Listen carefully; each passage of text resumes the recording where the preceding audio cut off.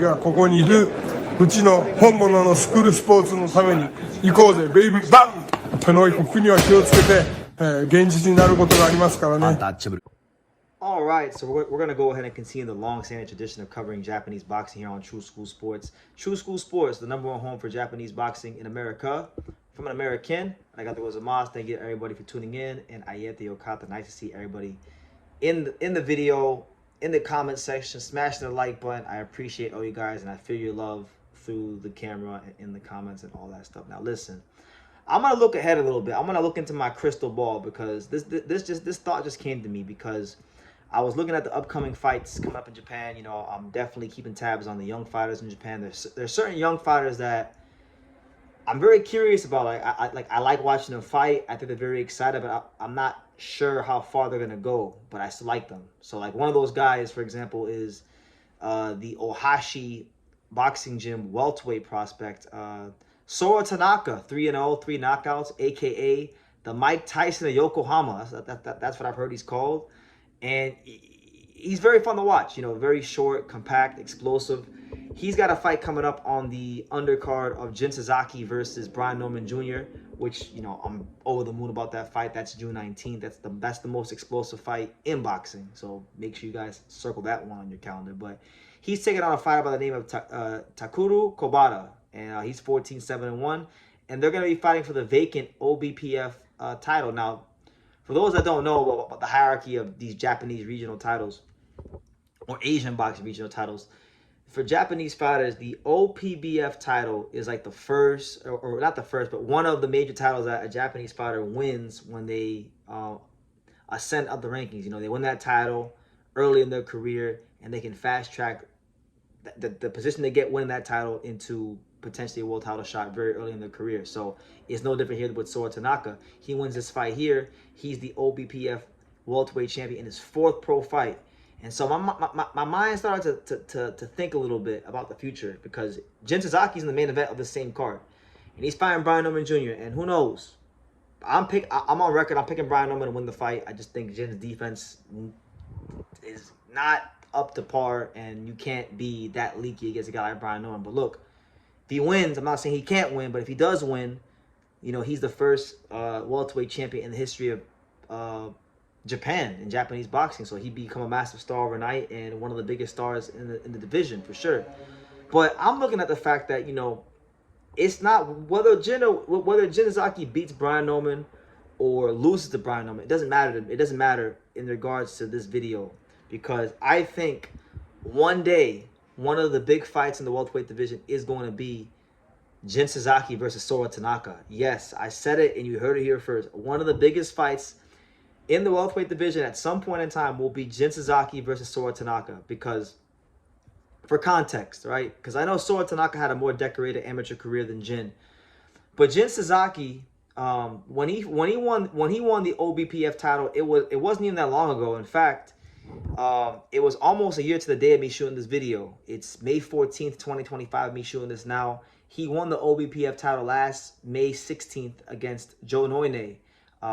So almost a year ago, he just won the OBPF title in his 19th pro fight. So what Jin Sasaki did in his 19th pro fight, Sora Tanaka is attempting to do in his 4th pro fight, which only means they're fast tracking him, which only means that, of course, this isn't like flyweight or light flyweight or bantamweight.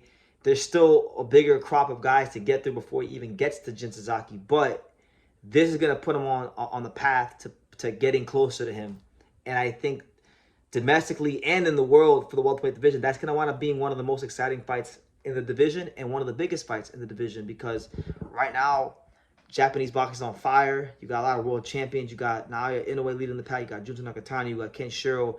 You got potentially guys in higher weight classes with the chance to win a title soon, like Masanori Rikishi coming up, you know, against Eduardo Sugar Nunez. So it's on fire right now, and I just think that, like, look, it's going to be on fire in even higher weight classes. And I think that Jin turned pro at a younger age. Jin did not have the amateur career that Sora Tanaka had.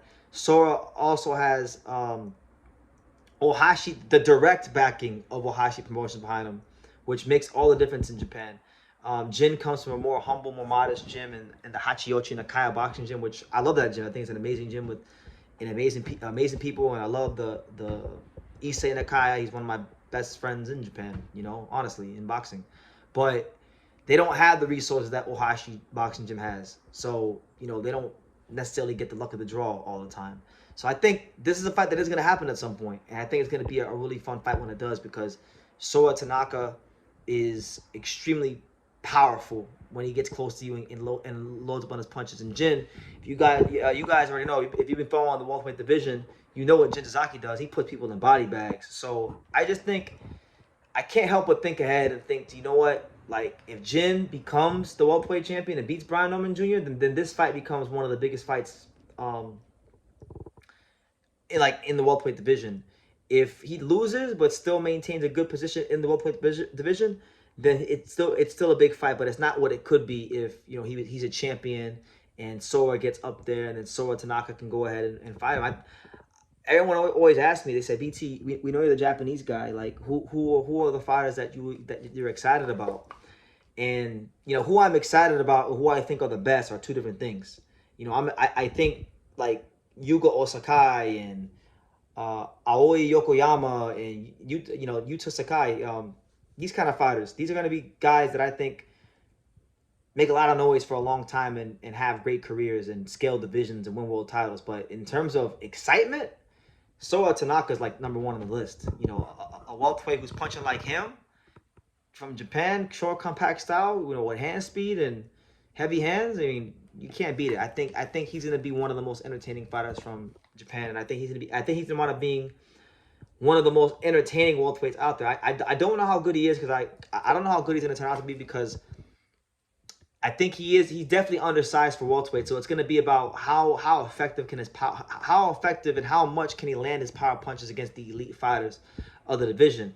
We're not going to find that out in this next fight, or maybe even the fight after that, or the fight after that. But we're going to have to find that out at some point. And when we do, we'll see where he stands. But yeah, I'm making this video to say that I think one day one of the big fights in Japan and potentially the world of the welterweight division will be Jin Sasaki versus Sora Tanaka. And when it happens, I think boxing will win. So yeah, leave your comments down below. Make sure you guys take the time to subscribe. And like I say in every single one of these videos, you can love me or you can hate me, but I'm just a kid from Dania. So until next time, take care, guys.